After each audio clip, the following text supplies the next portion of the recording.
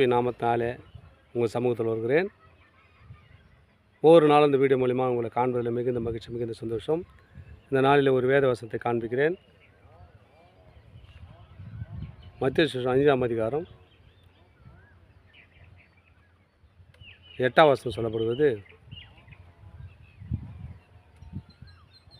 இருதயத்தில் சுத்தமுள்ளவர்கள் பாக்கியவான்கள், அவர்கள் தேவனை தரிசிப்பார்கள். ஆலயத்துக்கு போய் தேவனை பார்க்க முடியல, தேவனை தரிசிக்க முடியல, தேவனுடைய வார்த்தைக்குனால நடக்க முடியலையா? ஆண்டவர் உங்களை பார்த்து தான் சொல்கிறார். நீங்கள் எப்படியாப்பட்ட ஆளாக இருப்பீங்க? தேவனை தரிசிக்கணும், தேவனை முகமுகமாக பேசணும், தேவனோடு உறவாடணும் அப்படின்னு சொன்னால் முதல்ல நம்ம வீட்டில் என்ன இருக்குன்னு சொன்னால் இருதயத்தில் சுத்தம் வேணும். பழுதற்றதாக இருக்கக்கூடாது. இருதயத்தில் சுத்தமுள்ளவர்கள் பாக்கியவான்கள். அப்புறம் சொல்கிற அந்த வசனத்துக்கெல்லாம் இரக்கம் உள்ளவர்கள் பாக்கியவான்கள், அவர்கள் இரக்கம் பெறுவார்கள். இருதயத்தில் சுத்தம் உள்ளவர்கள் பாக்கியவான்கள், அவர்கள் தேவனை தரிசிப்பார்கள்.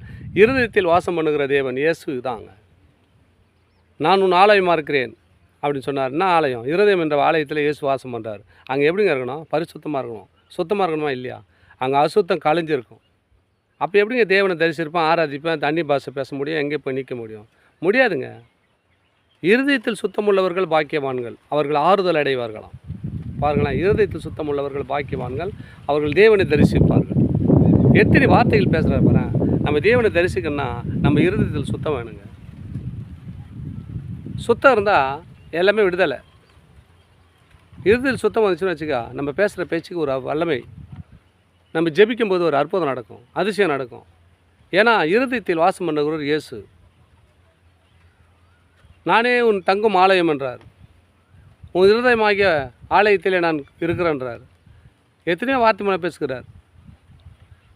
அந்த ஆலயத்தை நம்ம சுத்தப்படுத்துவோம், இருதயத்தை சுத்தமாக வைத்துக் கொள்வோம். இருதயத்தில் சுத்தமுள்ளவர் பாக்கியவான்கள் என்றார்.